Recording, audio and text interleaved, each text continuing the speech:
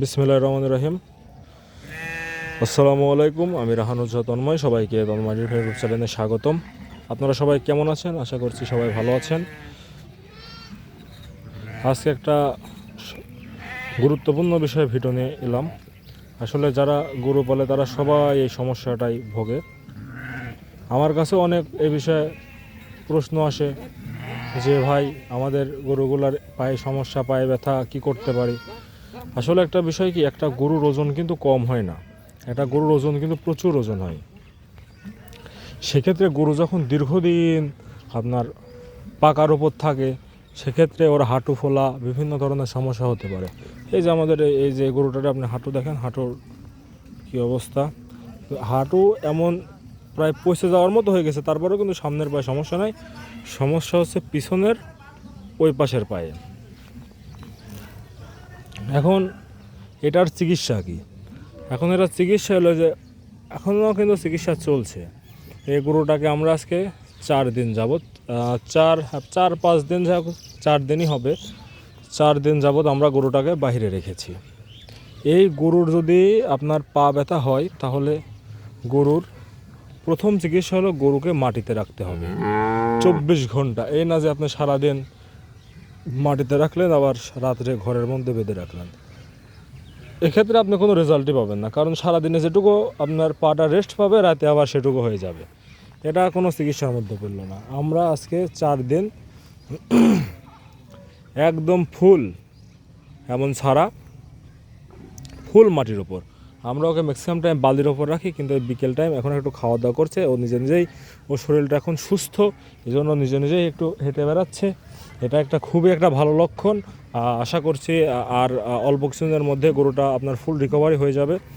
এই গরুটার আমাদের অনেক সিরিয়াস পর্যায়ে চলে গেছিলো। এই যে দেখেন, এখন একটু নড়াচড়া একটু সমস্যা আছে, সিরিয়াস পর্যায়ে চলে। এর গরুগুলোর একটা বিষয় কি, যদি আপনার পায়ে একটু ব্যথা ট্যাথা হয়, তাহলে দেখবেন পিছনের পায়ে ব্যথা হলে গরু খালি সামনের পা দিয়ে ওঠার চেষ্টা করে, কিন্তু পিছনের পা দিয়ে ওঠার চেষ্টা করে না। এক্ষেত্রে গরু আর উঠতে পারে না। আর ওই একটানা 12 ঘন্টা 14 ঘন্টা বা একদিন যদি গরুটা এইভাবে পড়ে পড়ে থাকে, তখন আর আপনার সেই গরুটা আর মানে ওই পায়ের মধ্যে আর রক্ত চলাচল আর করে না, রক্ত চলাচল বন্ধ হয়ে যায়। এক্ষেত্রে গরুটা আর আপনার করতে পারে না, মানে দাঁড়ানোর চান্স 0 হয়ে যায়। এই জন্য আমরা আর কি, আমাদের এমন সমস্যা দেখলে আমরা সাথে সাথে গরুগুলোকে বের করে দেই। বের করে দেওয়ার পরে আপনার মাটিতে রাখি। গরুটা আমাদের 2 দিন আগে যেমন সিরিয়াস অবস্থায় ছিল, এখন বর্তমান তেমন নয়। এখন আমরা বলতে পারি যে মোটামুটি 100%-এর মধ্যে এখন 30-40% সুস্থ হয়ে গেছে। আর কিছুদিন এমন বাইরে থাকলে দেখেন এখন মোটামুটি হাঁটছে, কিন্তু কিছুদিন আগে এই যে আপনার এই পাটায় সমস্যা। এই যে, আর এটা গরুর জাত যদি বিষয়ে বলি, এটা একটা জার্সি জাতের গরু। আমরা অবশ্য জানতাম এই গরুটার এমন হবে, কারণ এই গরুটা এবার বাচ্চা দেওয়া, এবার রেস্ট পায় নাই, মানে 5-6 লিটার করে দুধ হতেছিল। হতে হতে মনে করেন সকালে আপনার 4 লিটারের মতো দুধ দহন করছে, আর দুপুরের দিকে গরুটা বাচ্চা দিয়ে দিয়েছে। এই জন্য আর কি আমরা নিজেরাও প্রস্তুত ছিলাম এই গরুটার এমন হবে, যে গরুটা হয়তো একবার অসুস্থ হয়ে যাবে। তারপরও গরুটাকে ক্যালসিয়াম, বিভিন্ন ওষুধ দেওয়া হয়েছে, জিঙ্ক, জিলভেট সব কিছু চালানো হচ্ছে, বিভিন্ন ভিটামিন। এখন দেখেন, গরুর কিন্তু আপনার চেহারা বা কালার এগুলো কোনো কিছু খারাপ নেই, শুধুমাত্র একটু পায়ে সমস্যা আছে।